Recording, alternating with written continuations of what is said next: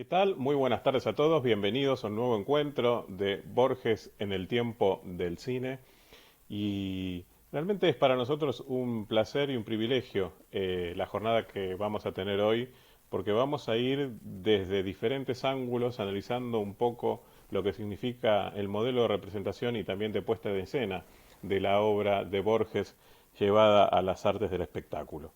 Y qué mejor para eso que recibir en esta tarde a Jorge Dubati, que además es director del Instituto de Artes del Espectáculo de la Universidad de Buenos Aires. Él es crítico, historiador, docente universitario. Él está especializado en teatro y artes. Es doctor en el área de Historia y Teoría de las Artes por la Universidad de Buenos Aires. Premio Academia Argentina de Letras al mejor egresado 1989 de la Universidad de Buenos Aires. Es catedrático titular regular de Historia del Teatro Universal en la carrera de Artes de la UBA. Coordina el área de investigaciones en Ciencias del Arte, AICA, en el Centro Cultural de la Cooperación Florial Gorini, director general del Aula de Espectadores de Teatro de la Universidad Nacional Autónoma de México. Una larguísima trayectoria la de Dubati y muy conocida y muy reconocida también por el público argentino. Ha recibido por eso también numerosas distinciones, entre ellas el Premio Shakespeare 2014 del Festival Shakespeare de Buenos Aires y de la Embajada de Inglaterra, el Premio María Guerrero en 2014 otorgado por la Asociación de Amigos del Teatro Nacional Cervantes.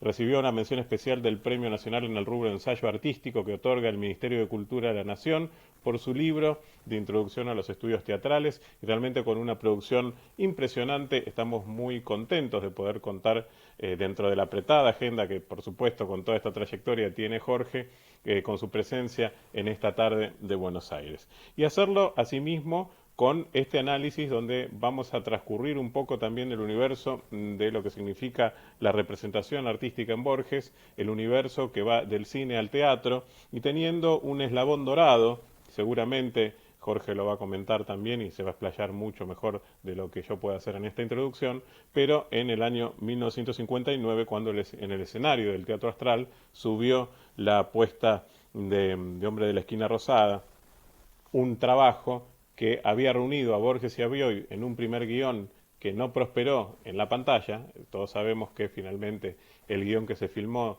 de Hombre de la Esquina Rosada, protagonizado por Francisco Petrone, no es de la autoría conjunta de Borges y Bioy, pero eso también fue el pie y el puntapié para que en 1959 subiera esta representación al escenario del Astral, y esta fuera la segunda puesta para el teatro luego de una lectura escénica que había hecho antes Leónidas Barletta en el Teatro del Pueblo, ¿no? En rigor, Borges ya tenía dos libros cinematográficos, uno era Hombre de la Esquina Rosada, el otro era Los Orilleros, pero también empezaba una confluencia con el mundo del teatro que realmente también fue una marca registrada. Dicho esto, le damos la bienvenida al profesor Jorge Dubati, director del Instituto de Artes del Espectáculo de la UBA, aquí en Buenos Aires. Así que muy bienvenido, muy buenas tardes y un honor, Jorge, contar con tu presencia.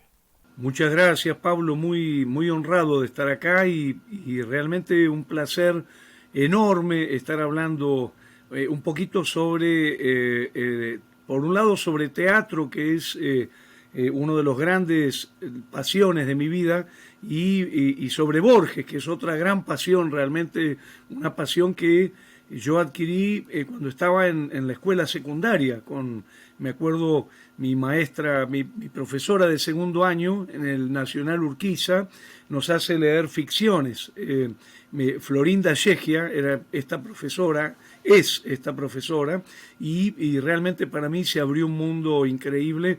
Pero bueno, lo primero que me gustaría decir es que en realidad Borges no escribió teatro, ¿no? Hay una, digamos, hay una supuesta atribución que hace Alejandro Vaccaro de cuando Borges era muy chiquito, en 1906, que Borges habría escrito, habría esbozado una pieza teatral sobre Bernardo del Carpio. Por otro lado, María Esther Vázquez, en su libro, en su biografía de Borges, que la tengo aquí conmigo, Borges, Esplendor y Derrota, habla de la escritura junto con Bettina Edelberg en 1953 de un guión para ballet, La imagen perdida, ¿no?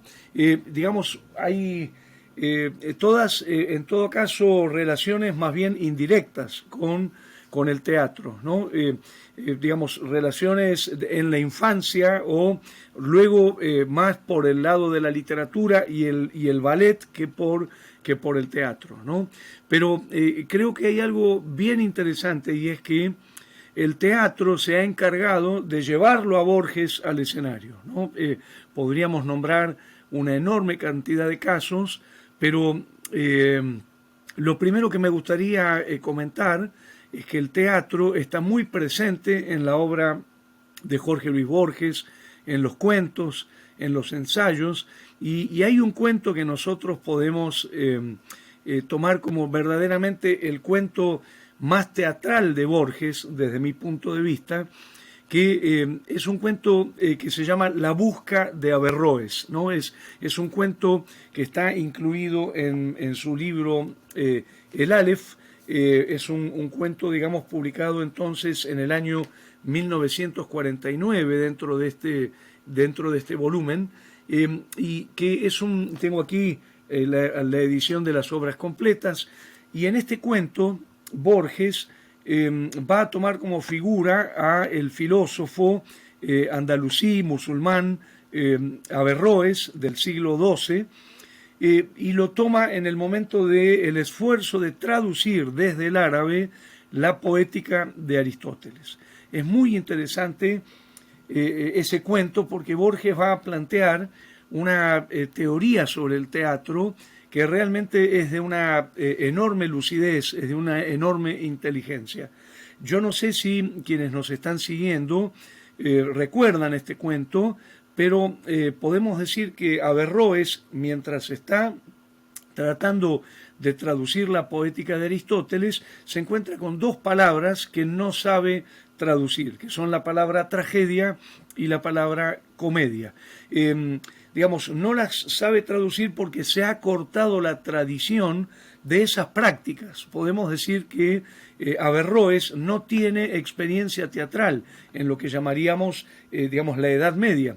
Y podemos decir que Averroes se empeña en tratar de recurrir a todo tipo de información para saber cómo traducir las palabras tragedia y comedia y no encuentra la solución.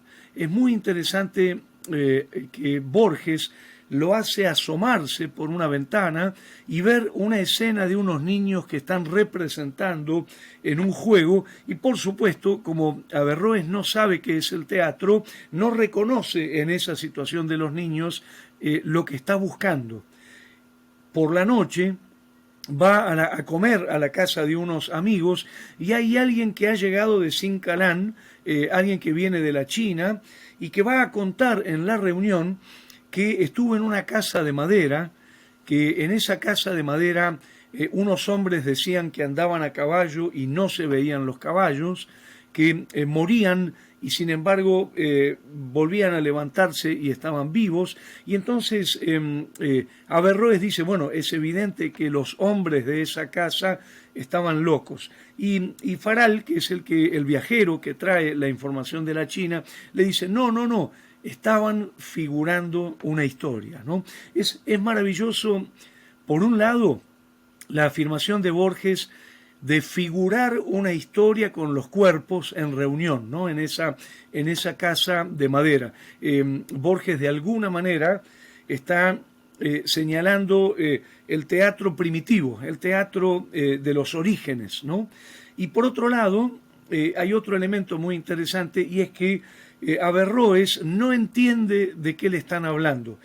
Averroes no tiene experiencia del teatro y por lo tanto no entiende que la poética de Aristóteles está hablando exactamente sobre lo mismo de lo que le hablaron en esta cena, es decir, de una figuración con el cuerpo de historias. Una de esas figuraciones se llamaba tragedia, otra se llamaba comedia, y por supuesto, dice Borges, como Averroes no tenía experiencia del teatro, no podía entenderlo y traduce mal las palabras, digamos, del árabe. Es muy interesante esta idea de Borges primero de el teatro como poiesis corporal, ¿no? Como figuración de una historia con los cuerpos en reunión. Nosotros hoy definimos el teatro como un acontecimiento en el que hay una reunión y dentro de la reunión alguien empieza a producir poiesis con su cuerpo y alguien empieza a observar. Es decir, es evidente que Borges, a través del cuento La búsqueda de Averroes, conocía realmente de manera muy profunda el mecanismo del teatro, esto que llamaríamos la invención del teatro, el principio del teatro o incluso la fórmula, ¿no? La fórmula que hace al teatro uno de los tesoros culturales más grandes de la humanidad. Y por otro lado, algo muy bello que dice Borges, y es, no podemos entender qué es el teatro si no participamos en la zona de experiencia teatral. Es decir, Borges da a entender que Averroes no comprende de qué trata la tragedia, de qué trata la comedia, o de qué trata este relato que le cuentan de lo visto en la China, porque no ha atravesado la experiencia, digamos, los saberes de experiencia de estar en una función teatral. Yo creo que este cuento es tal vez el gran homenaje que Borges le hace al teatro, y por otro lado, digamos, establece esta oposición entre los saberes del acontecimiento teatral, el reomodo del teatro, y los saberes de la filosofía, ¿no? Un hombre brillante, inteligentísimo como Averroes, que domina la filosofía, sin embargo, no puede comprender qué es el teatro porque no tiene los saberes de experiencia del teatro. Podemos decir que en este cuento hay un gran homenaje al teatro y una gran muestra por parte de Borges de su conocimiento del acontecimiento teatral. Repito, el cuento se llama La búsqueda de Averroes y está incluido en el Aleph, el libro del año 1949. Es, yo creo, uno de los cuentos más hermosos que escribió Borges. Pero además, en este cuento hay otro componente muy interesante que yo leo como una explicación de por qué Borges no escribió teatro. Cuando Farage le está contando a Averroes y a los amigos reunidos en la cena que vio a un grupo de gente figurar con su cuerpo una historia, uno de ellos dice que es innecesario figurar con el cuerpo una historia, porque con que alguien cuente esa historia alcanza. Es bien interesante que Borges plantee esa disyunción, porque en el fondo lo que está diciendo es que es innecesario el principio de la escena existiendo el principio del relato, ¿no? Es decir, no hace falta presentar los hechos como si estuvieran desarrollándose por sí mismos ante los ojos de un espectador, cuando podemos tener a un solo hablante contando esos mismos hechos y estimulando la representación imaginaria de esos hechos en la cabeza del espectador. Yo creo que acá hay una justificación, podríamos decir, de por qué Borges no escribió teatro, porque prefirió escribir cuentos. Y los cuentos le parecían tal vez una forma más avanzada o una forma más inteligente de resolver el sistema de la representación. Por supuesto, Borges escribió cuentos en primera persona y de alguna manera esos cuentos podemos leerlos hoy como monólogos teatrales. Pero creo que este gesto de decir el principio del teatro es la escena, necesitamos muchos actores. Si tuviéramos que representar, no sé, la guerra de Troya, necesitaríamos para el teatro muchos actores representando la guerra de Troya. En cambio, con tener un hablista, con tener un narrador, bueno, yo creo que aquí hay algo, hay una coincidencia muy interesante con Bertolt Brecht, ¿no? Porque en el fondo lo que está proponiendo Borges no es la narración solamente, sino que Borges estaría proponiendo un teatro del relato, estaría proponiendo un teatro épico, un teatro de la narración, ¿no? Como como lo diría, como lo llama Bertolt Brecht, ¿no? El teatro épico que justamente recurre al epos e instala el epos desde el principio de la escena.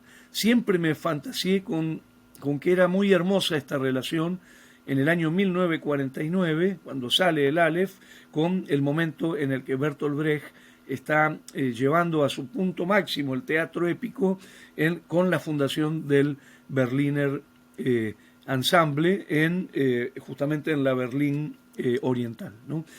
Me gustaría en ese sentido tomar otro cuento de Borges, que también me parece un cuento muy importante en su relación con el teatro. En este caso, el cuento es uno de sus cuentos tardíos, pertenece al libro de Arena del año 1975, pero Borges ya había publicado este cuento en los años finales de los años, digamos, 60, y el cuento se llama La noche de los dones. ¿Por qué me interesa muy especialmente este cuento que está en el tomo tercero de las obras completas? Bueno, ya tiene tantas ediciones la obra de Borges que esta es una de ellas, esta es la edición de MC del año 2000. ¿Por qué me interesa este cuento? Porque es un cuento que trabaja nada menos que el mito de Juan Moreira, ¿no? Y ustedes recordarán que si bien el mito de Juan Moreira es llevado a su gran popularidad por una novela, la famosa novela Folletín de Eduardo Gutiérrez, que se publica en La Patria Argentina entre 1879 y 1880, y que tiene un lectorado gigantesco, realmente es impresionante la cantidad de lectores, porque es una novela que además de publicarse en Buenos Aires, en La Patria Argentina, se empieza a publicar en los diarios de provincia, y hay lo compra un diario en Italia, ¿no? Y además salen los tomitos con numerosas ediciones, pero podemos decir que verdaderamente quien le otorga masividad al personaje de Juan Moreira es el teatro. Recordemos que en 1884 Pepe Podestá, con la ayuda de Eduardo Gutiérrez, llevan a escena una primera versión mímica del Juan Moreira en un circo. Digamos, en primer lugar en el Politeama, luego empiezan, digamos, las giras por circo, pero el Politeama con una estructura, digamos, circense, ¿no? con estructura de picadero y proscenio.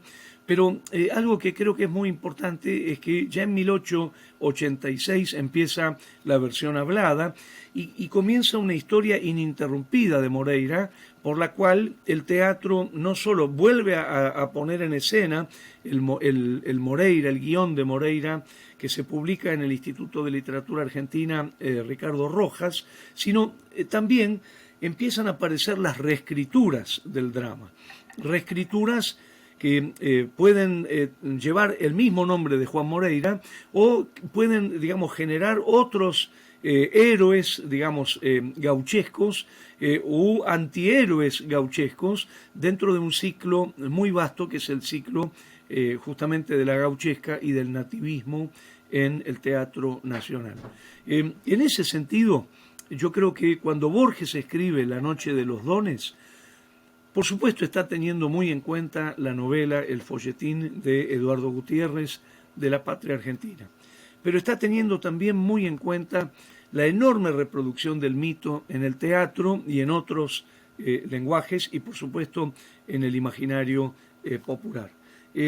Digamos, ¿qué hace Borges con el mito de Moreira? Podemos decir que en La noche de los dones, Borges lo que hace es, de alguna manera, destruir el mito de Moreira, atacar el mito de Moreira, digamos, atacar el corazón ideológico del mito de Moreira en el imaginario popular.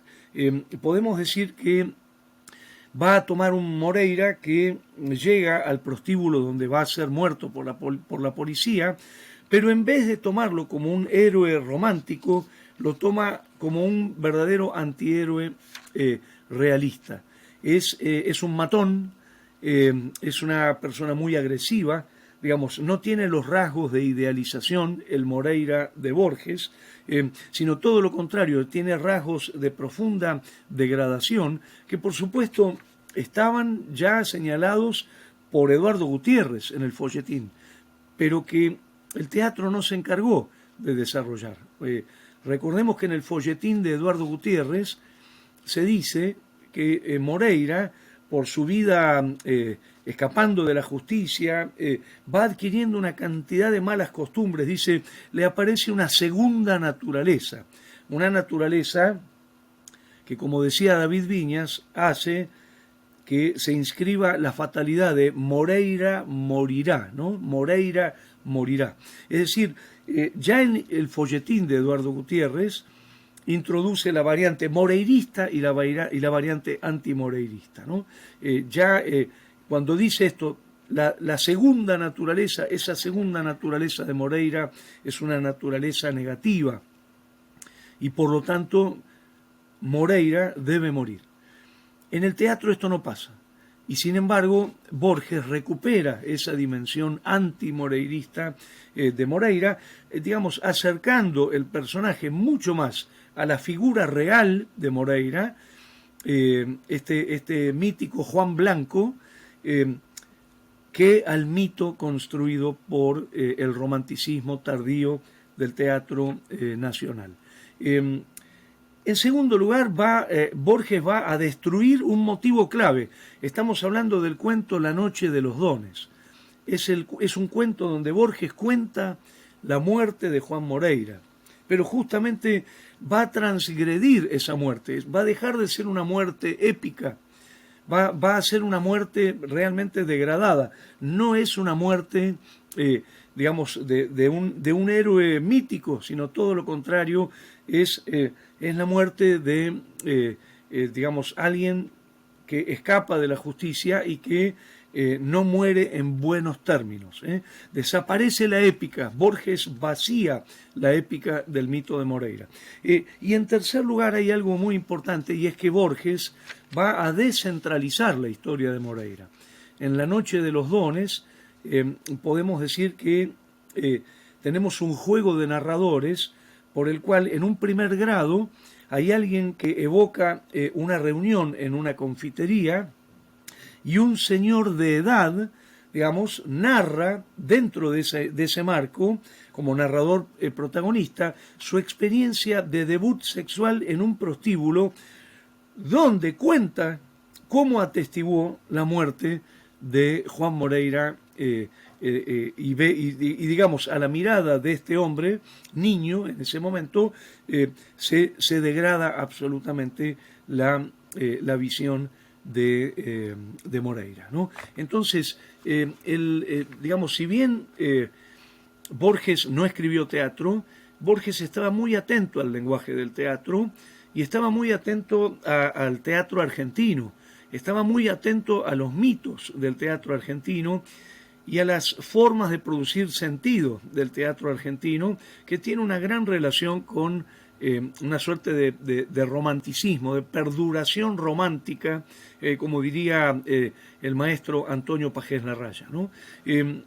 Pero digamos que Borges estaba muy atento al teatro y más allá de no haber escrito piezas teatrales, sabía lo que estaba pasando y conocía el principio teatral y tomó la decisión de no elegirlo. Bueno, como yo no quiero extenderme demasiado, me gustaría decir que a pesar de, digamos, de que Borges no escribió teatro, hubo muchas iniciativas para llevar adelante su teatro, su literatura al teatro. Nosotros venimos escribiendo hace muchos años y hemos publicado un pequeño trabajo, parcialmente, pero esperamos algún día publicarlo completo, sobre estas reescrituras escénicas, reescrituras teatrales de Borges, ¿no? De hecho, podemos encontrarlas, como recién decía Pablo, las podemos encontrar en enorme cantidad de lecturas, ¿no? Como la hecha por Leónidas Barletta, pero ya encontramos en el año 1945 El hombre de la esquina rosada, digamos, por el grupo filodramático, porque todavía no estaba ligado al movimiento de teatro independiente, Teatro Libre Evaristo Carriego, como lo consigna el historiador José Marial. Quiero decir que en esta agrupación dieron sus primeros pasos Eugenio Filipelli, Osvaldo Terranova, o sea, fue un semillero de grandes actores, pero aparentemente esa adaptación que se llevó a escena en 1945, que le habría sido solicitada a Borges, no habría sido concretada por Borges, sino por los integrantes del equipo del Teatro Libre Evaristo Carriego. Me gustaría decir también que a través de los años Borges está presente en la cartelera de diversas maneras. Tenemos por un lado un recurso muy común en los últimos años, que es lo que llamaríamos la poesía performativa o el teatro de la poesía, ¿no? Que es la poesía en el cuerpo, como diría Octavio Paz, la poesía en voz alta. Se han hecho enorme cantidad de espectáculos de poesía performativa o poesía en el cuerpo, poesía en el teatro o teatro de la poesía, y entre otras yo quería destacar muy especialmente una grabación maravillosa que publicó el Teatro San Martín con dirección de Hugo Urquijo, donde se recogieron textos de diversos poetas, y hay unas grabaciones inolvidables, realmente, entre otros de Inda Ledesma.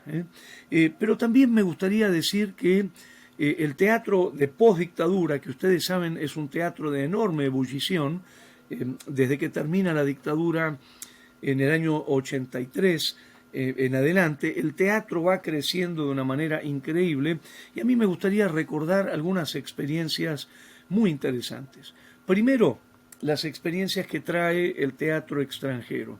Jorge Eines, un director argentino exiliado en España y que ha desarrollado una enorme carrera en España, trae al Teatro Nacional Cervantes con su grupo Tejido Beckett un espectáculo que se llama Paraísos Olvidados, que es un espectáculo centrado en la, digamos, producción de Jorge Luis Borges, cruzado nada menos que con la música flamenca, con la música y con la danza flamenca.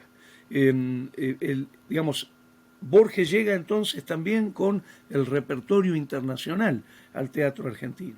Pero si yo tuviera que rescatar algunas experiencias, por ejemplo, me quedaría con la experiencia de la directora Mónica Viñao, que en el año 1994 vuelve a hacer una experiencia de El hombre de la esquina rosada, que digamos, es justamente un relato incluido en Historia Universal de la Infamia. Lo hace en el Centro Cultural Recoleta, y según lo que nos dijo esto, dice: luego de leer y revisar mi adaptación escénica de Hombre de la Esquina Rosada, María Kodama me cedió los derechos del cuento de Borges sin cobrarme un solo peso. Es el primer permiso de versión que se otorga desde el disgusto que sufrió Borges con la versión fílmica de La intrusa. Kodama, y esto es parte de este estudio que yo publiqué hace unos años y que sigo escribiendo con cuanta versión de Borges me cruzo, especialmente en el Teatro de Buenos Aires. Kodama le encargó especialmente a Mónica Viñao que la adaptación del cuento Hombre de la Esquina Rosada respetara los rasgos esenciales del cuento, que los personajes fueran los mismos del cuento, así como las situaciones, y que por sobre todo se conservara el misterio de Rosendo Juárez. Ahora, Mónica Viñao, y esto habla de las tensiones del teatro contemporáneo, intercaló en el texto de la puesta y de acuerdo con la propuesta de su poética, que es una propuesta intercultural, intercaló fragmentos de las tragedias isabelinas Hamlet y Macbeth de William Shakespeare. Yo quiero recordar que en el estreno de Hombre de la Esquina Rosada en el año 94, con dirección de Mónica Viñao, estuvieron Bando Villamil en el rol del hombre, Luis Solanas como Francisco Real y Carlos Santamaría, tres grandes actores en el rol de Rosendo Juárez, y el espectáculo se repuso en el Centro Cultural Jorge Luis Borges en el año 1995 y 1996. Insisto, Borges no escribió teatro, pero el teatro se las ingenia para llevar la literatura de Borges a la escena. Otra modalidad es la que desarrolló, por ejemplo, Osvaldo Dragún. En el año 1992, Dragún estrena en el Teatro San Martín un espectáculo que se llama El Delirio, que es un espectáculo centrado en la figura de Cristóbal Colón, que, recordemos, encarnó de manera, inmejorable, memorable, el gran actor argentino Danilo de Vicia. Es interesantísima el intertexto que generó Dragún para contar la historia, de Colón, atravesada con una enorme estética de la multiplicidad, con, por supuesto, textos de Jorge Luis Borges, ¿no? Entre otros, aparecía un personaje que era el personaje de Borgelius, que leía textos como, por ejemplo, El vago azar o Las precisas leyes que rigen este sueño, el universo. Me han llevado a través del mar, he conocido muchas tierras, y por supuesto se trata de los textos, reelaborados de dos poemas de Borges, In Memoriam A.R. de El Hacedor y Mi vida entera de Luna de Enfrente. Es decir, podemos encontrarnos de pronto con la literatura de Borges en una pieza teatral de Osvaldo Dragún, cuyo título es El Delirio y que encarna, la historia de Cristóbal Colón. Otro ejemplo interesantísimo fue un espectáculo que se presentó en el Teatro Andamio 90, dirigido por Rolando Malié, y el grupo Aristóbulo, que se llamaba A propósito de El Aleph. Era un espectáculo en el que pirandelianamente Borges se encontraba en escena con algunos de sus personajes. Sobre la base del cuento El Aleph, Malié incorporaba personajes de Pierre Menard, Ireneo Funes, de Funes el Memorioso, Ramón Bonavena de de Crónica de Bustos Domecq, una dama de la casa de Asterión, La Colorada de El Muerto, Emma Suns de el cuento homónimo, entre otros. Y es muy interesante que el actor Ariel Bonomi, quien asumió el rol de Borges en esta representación, me dijo esto, porque yo trato de tomar algunos testimonios, sobre los actores que han encarnado los textos de Borges. El mayor desafío de mi personaje, me dijo Ariel Bonomi, estaba no solo en la evocación de la personalidad del escritor, aunque no se tratara del Borges real, sino también en la fidelidad de los textos. Tenía que cuidar cada palabra para no traicionar lo que Borges escribió.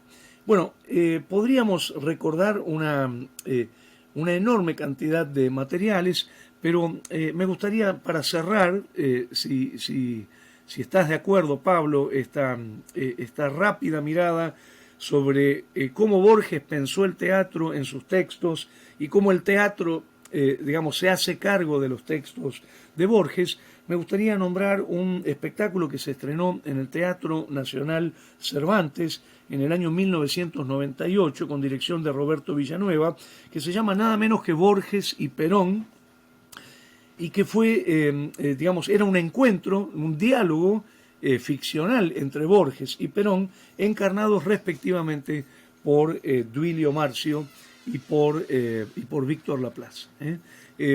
Me interesa, por supuesto, decir que la lectura de Borges y el teatro es muy rica, ¿no?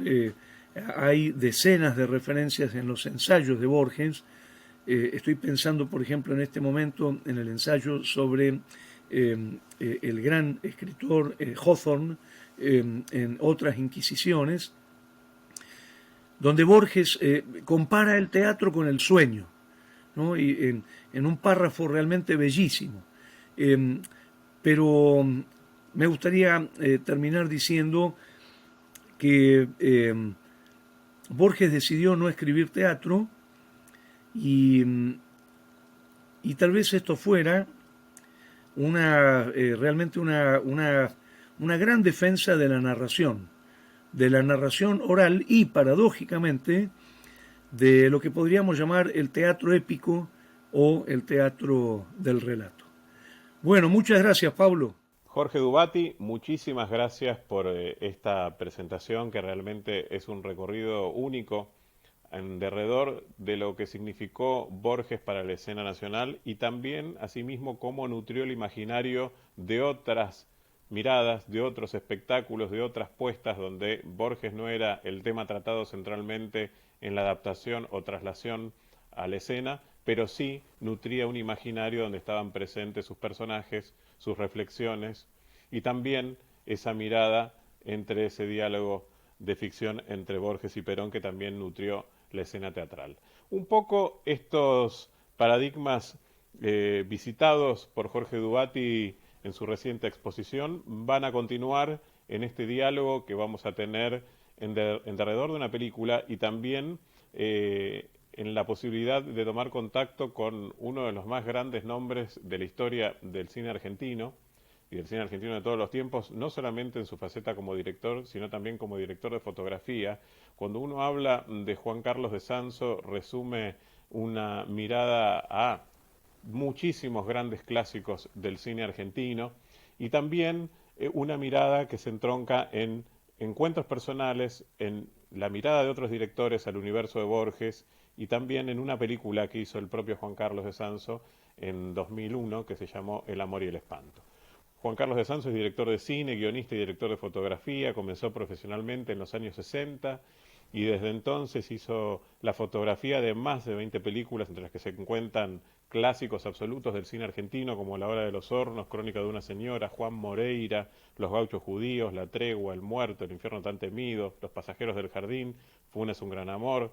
Como director comenzó con El desquite, continuaron en retirada, La búsqueda, retornó al cine en 1992 con Al filo de la ley y tiene dentro de su filmografía éxitos como Eva Perón, de 1996, ganadora del Premio del Público en el Festival de Biarritz, o La Venganza, o El Polaquito, y dirigió también El Amor y el Espanto, como citábamos antes, con Miguel Ángel Solá, personificando Jorge Luis Borges, que ganó el Premio Vigía en el Festival de La Habana.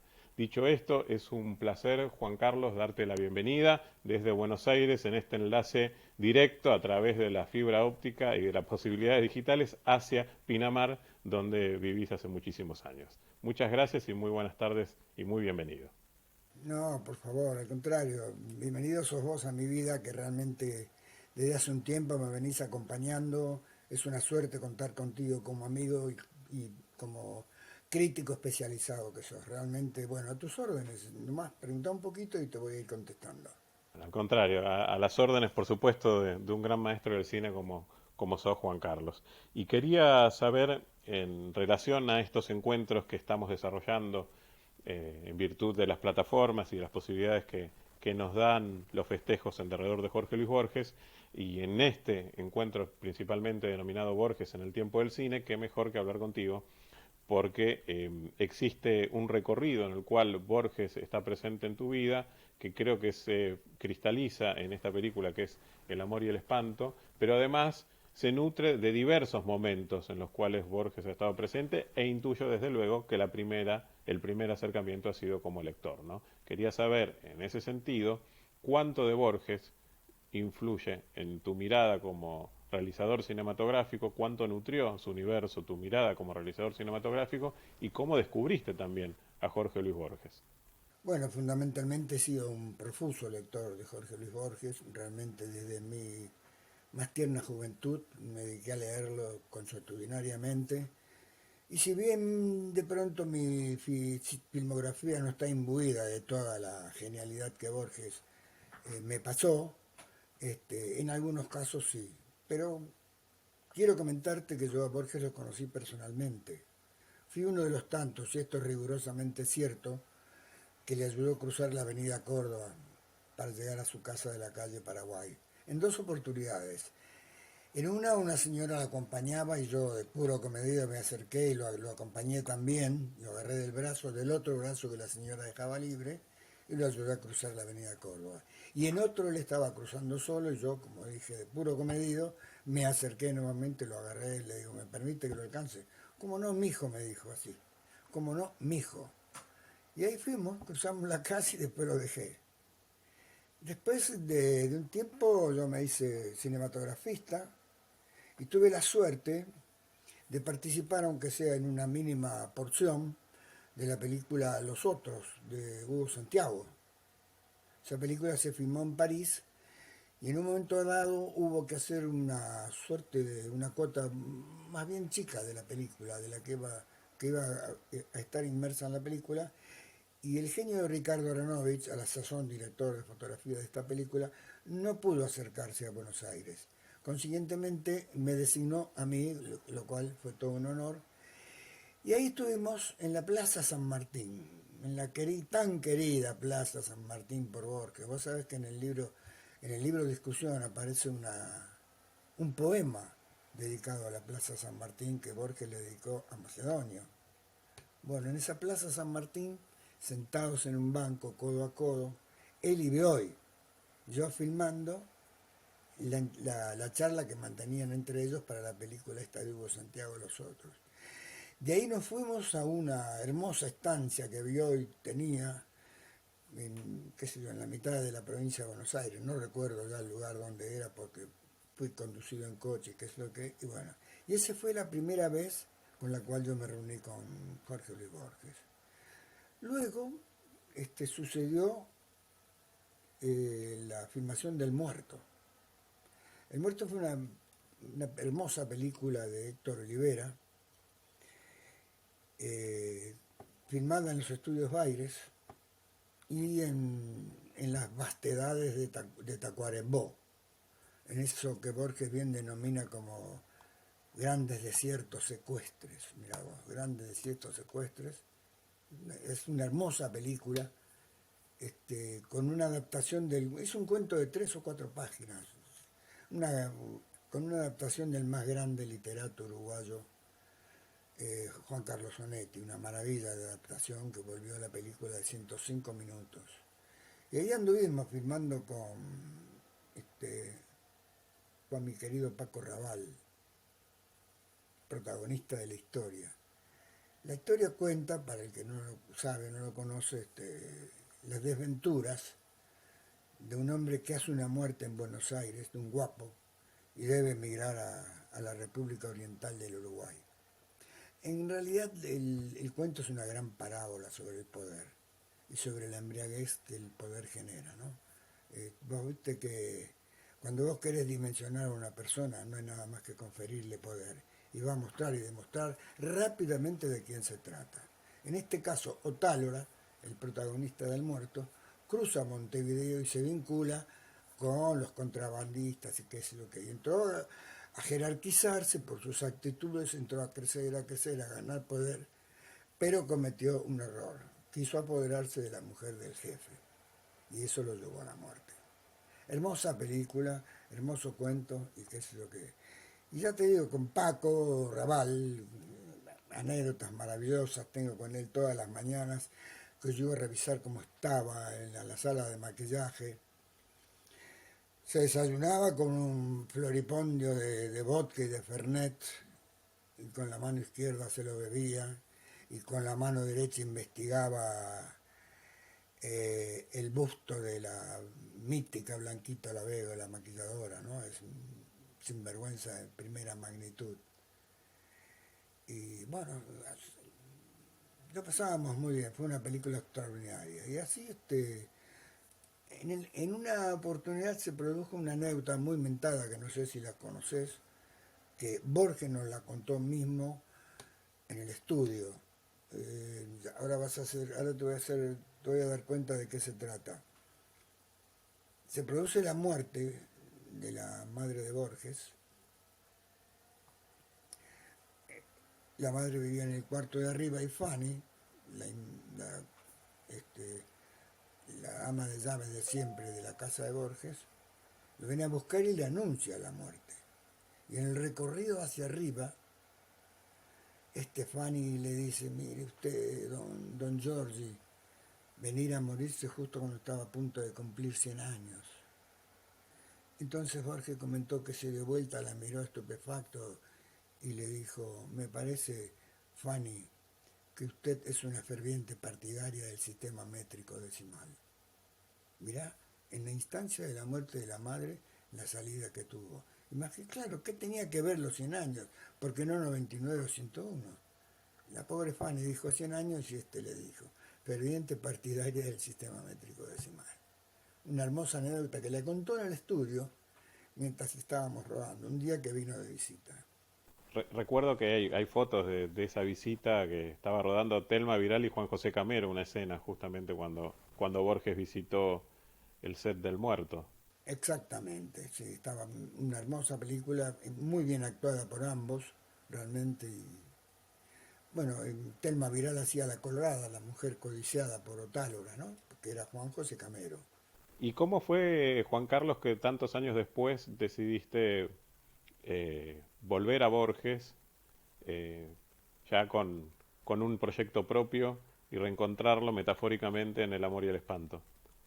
Bueno, toda la vida he sido un profundo enamorado de la obra de Borges y en el año 1999 se conmemoraba el 100º aniversario de su nacimiento.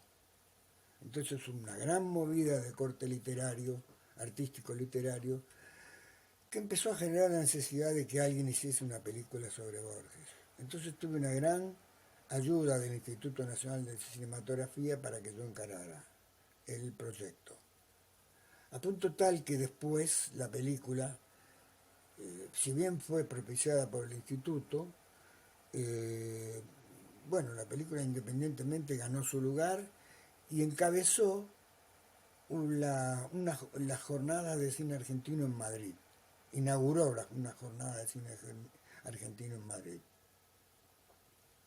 Una India era un enamorado, a la sazón era el director nacional de cinematografía, y él es un enamorado de la película, ¿no? Y por eso la puso en primer lugar para inaugurar la muestra. Tuve la suerte de contar con Miguel Ángel Solá, personaje único e indiscutido porque es uno de los grandes actores del cine nacional que en toda su historia ha tenido, y de Blanca, su mujer, en ese entonces su mujer, que hacía el papel de Beatriz Viterbo. Y bueno, yo me sentí muy interesado porque la película cuenta la profunda antinomia que le generó a Borges con el advenimiento del peronismo, que está basada en la anterior antinomia de su abuelo, que era un militar, que tenía que ver con el enfrentamiento entre Urquizas y Rosas.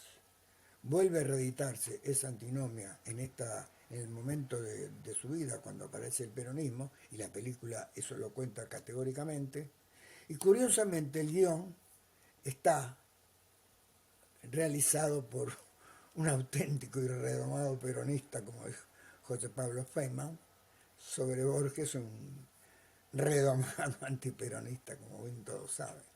Esto es muy interesante que señala Juan Carlos, porque precisamente yo quería recordar un poco cómo comienza la película, que es con una manifestación de apoyo a Perón y que está, bueno, que está vista por Borges y la madre a través de la ventana.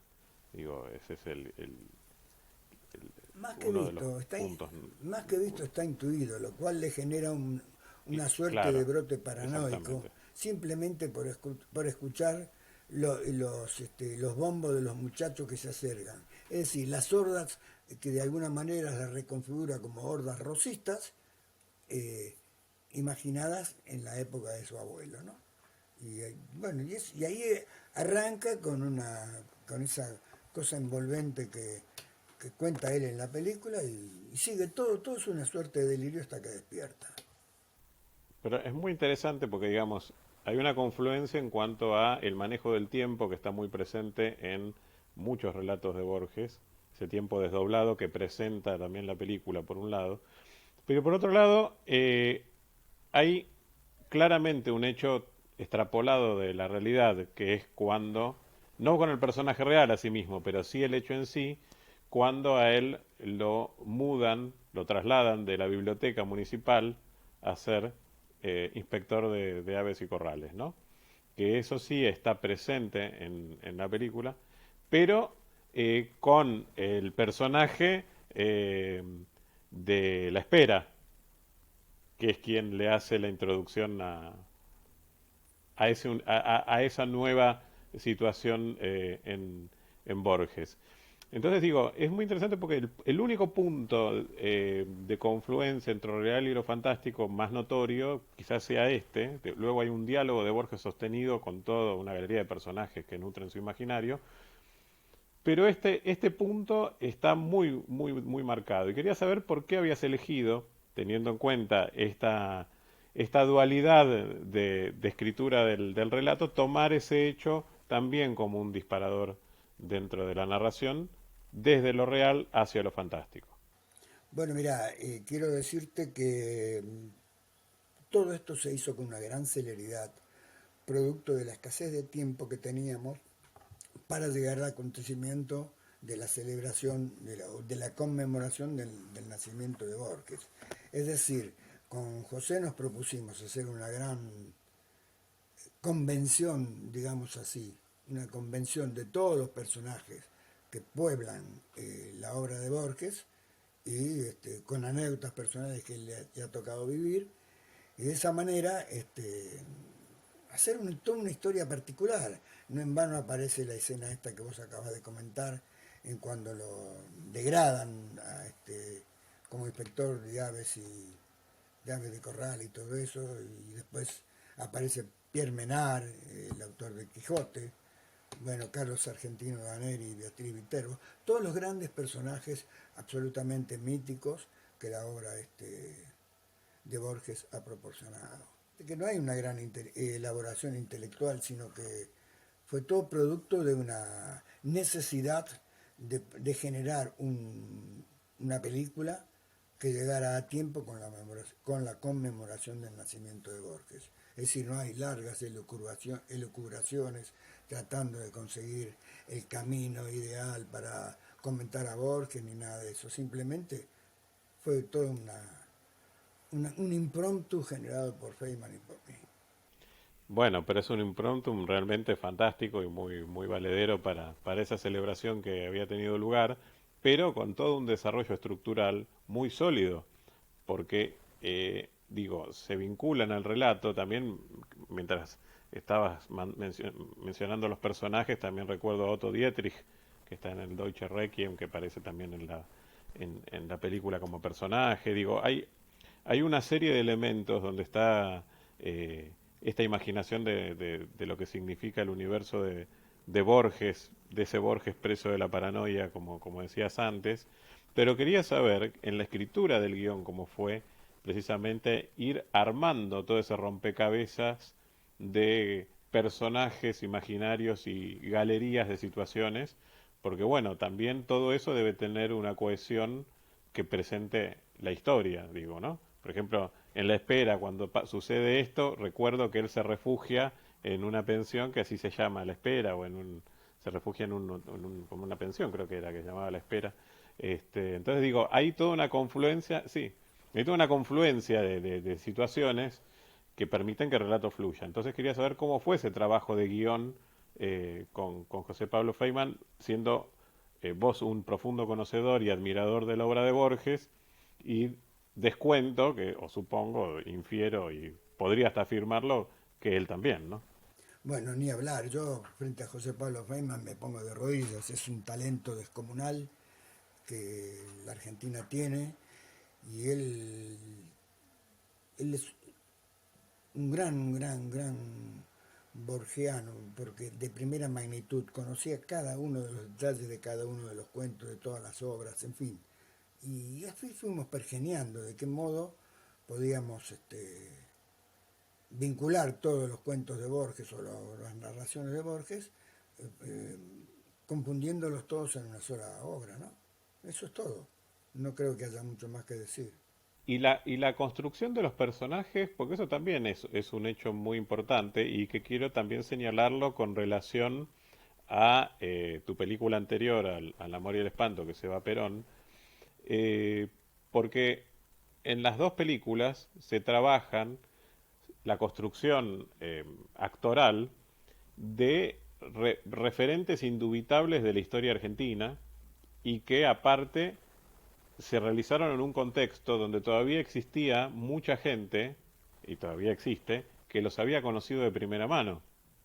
Digo, recuerdo porque nos conocemos que vos habías conocido también a Eva Perón, así como ahora contaste tu encuentro con Borges, y quería saber esa construcción desde dónde se nutría, desde lo que representaban ellos, desde su aspecto en la vida pública, desde el imaginario que te habían trasladado cuando tomaste contacto directo.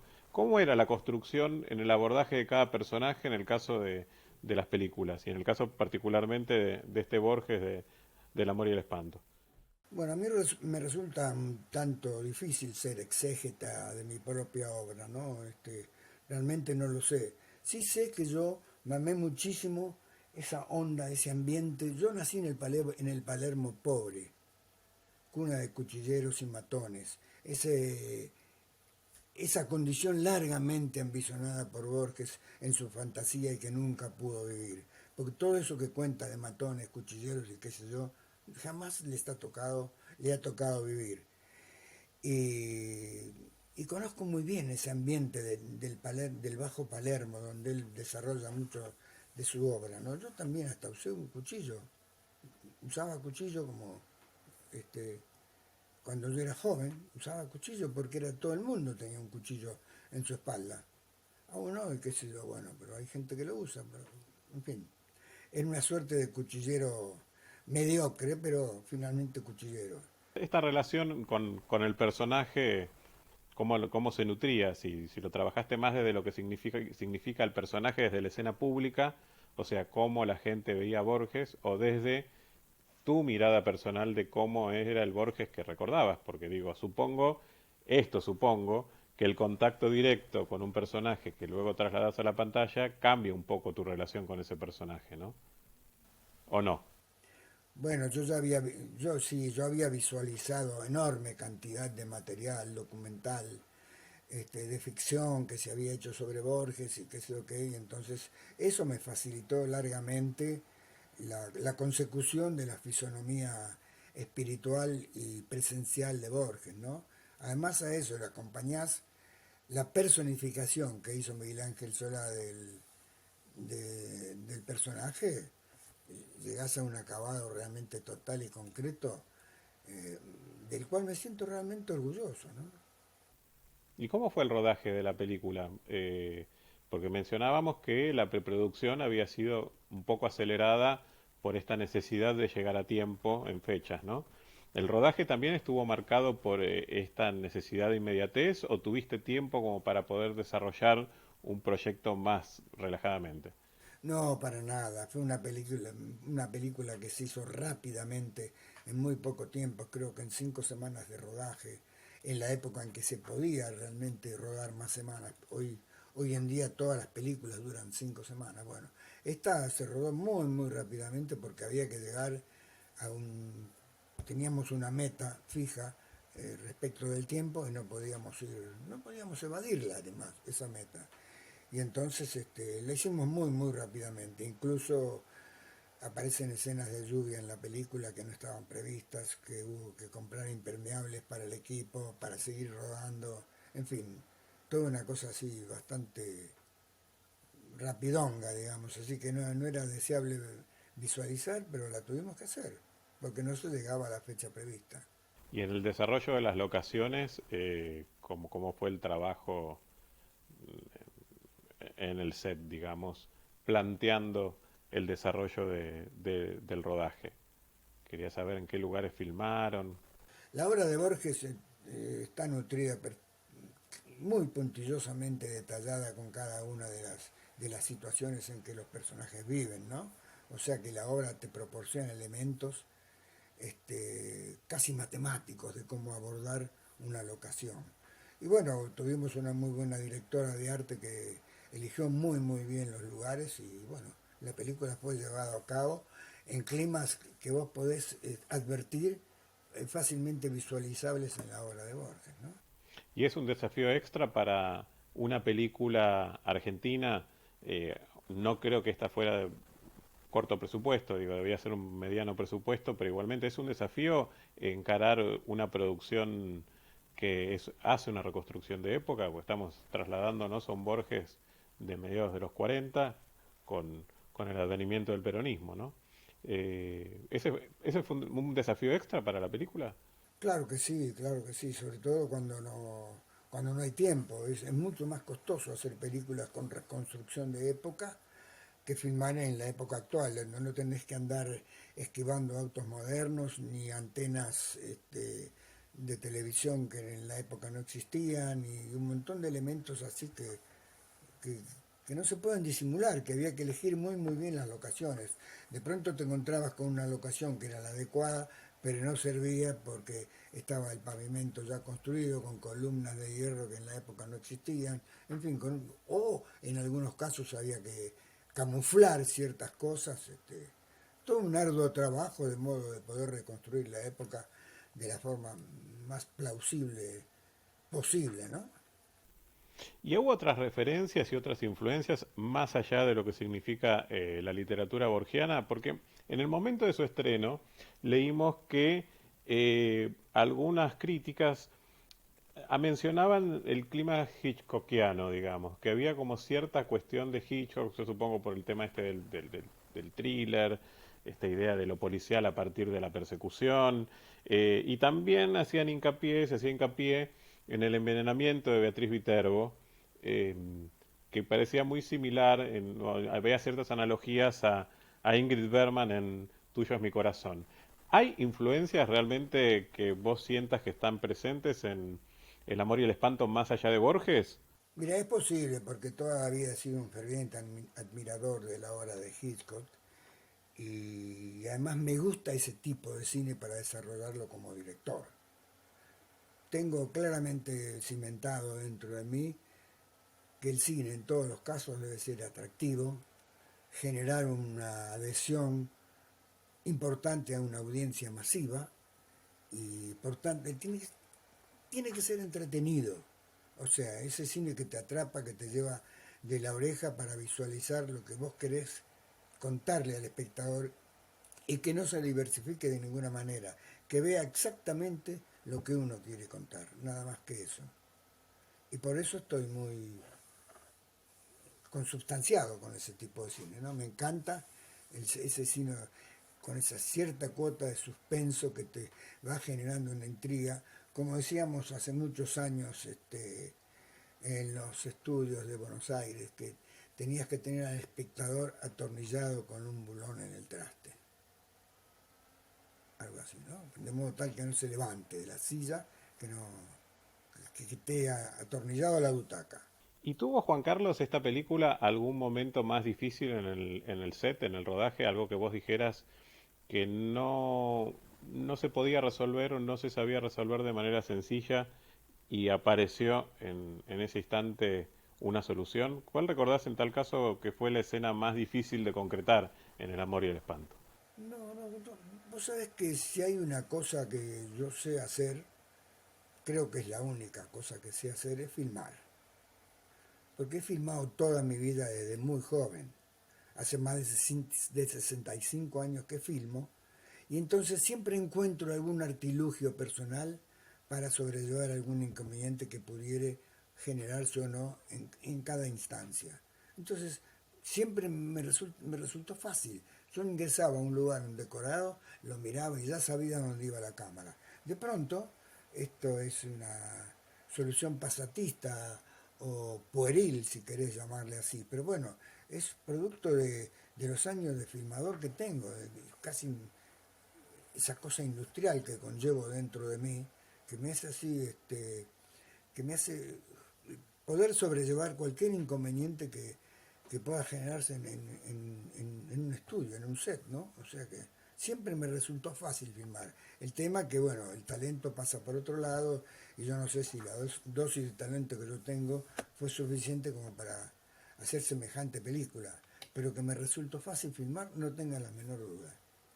Supuesto que sí, y creo que además el premio Vigía del Festival de La Habana así lo atestigua, y la permanente referencia que se construye cuando se cita El amor y el espanto como una de las películas donde está presente este Borges personaje, del cual también hemos hablado en estos encuentros, porque bueno, Borges ha permitido ciertamente un caleidoscopio de recorrido a través del cine, tomando su literatura, tomando su trabajo como crítico, tomando su trabajo como guionista o argumentista del cine, tomando su presencia en documentales y asimismo, como una última instancia, en virtud de la cronología, su presencia como personaje. Y dentro de ese universo donde está presente Borges, personaje, El amor y el espanto está destacada dentro de la filmografía de lo que significa la construcción de ese universo borgiano presentado a partir de la corporización de este Borges convertido en personaje y a partir de esta labor, creo, tan fundamental de Miguel Ángel Solá también para el cine argentino. Un elenco extraordinario, Juan Carlos, realmente. Me encanta que el sedimento que ha dejado la película haya tenido ese carácter que vos mencionás, ¿no? Porque yo en realidad no lo imaginaba. Fue una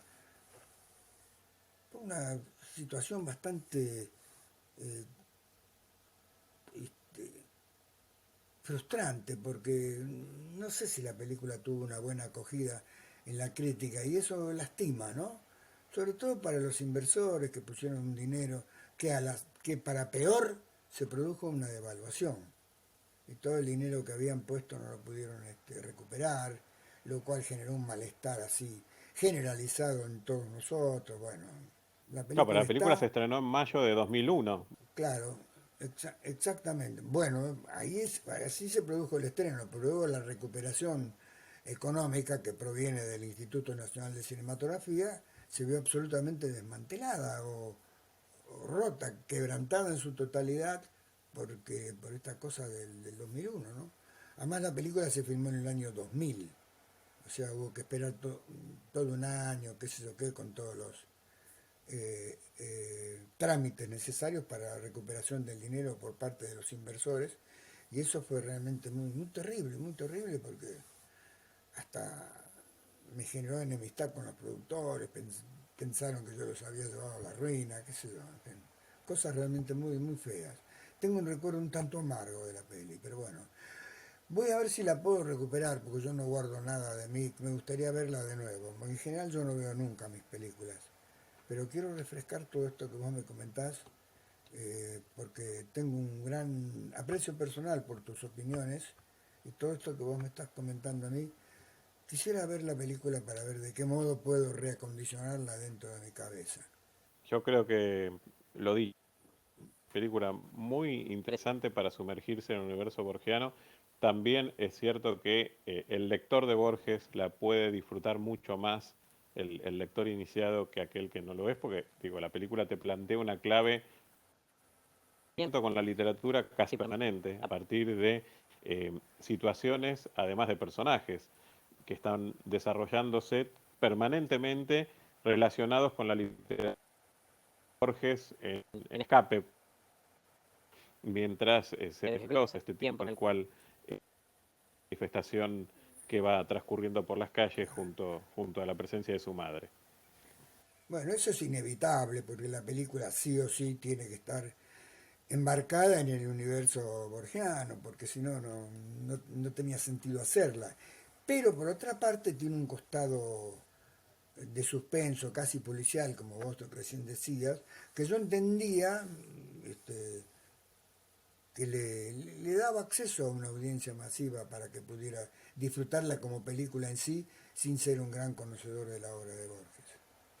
Si tuvieras que resumir una recomendación, deseo para el público que nos está viendo en esta tarde y en este encuentro y que va a buscar la manera ahora de ver El amor y el espanto, ¿qué te gustaría decirles como Juan Carlos de Sanso, director, a la gente que va a tomar contacto con la película por primera vez? Fundamentalmente decirles que es una película hecha realmente desde el alma, que la hice con todo mi fervor creativo al mango, realmente la hice con una gana, con un goce, con un disfrute, y que la película puede gustar o no gustar, pero sí quiero que sepan que ha salido realmente de mi más caro fuero íntimo.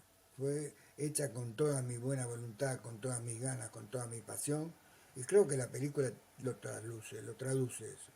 Señoras y señores, hasta aquí hemos llegado. Realmente, Juan Carlos, un honor nuevamente. Muchísimas gracias por tu tiempo, por tu dedicación, por tus palabras y sobre todo por tus reflexiones al encontrarnos en derredor de Borges en este cine, como llamar a estos coloquios que estamos manteniendo desde diversas aristas que nutren la construcción de el más grande, creo yo, escritor argentino y por lo pronto, y esto me tomo la libertad de decirlo, uno de los más grandes escritores de la historia en lengua española que han existido y existirán jamás.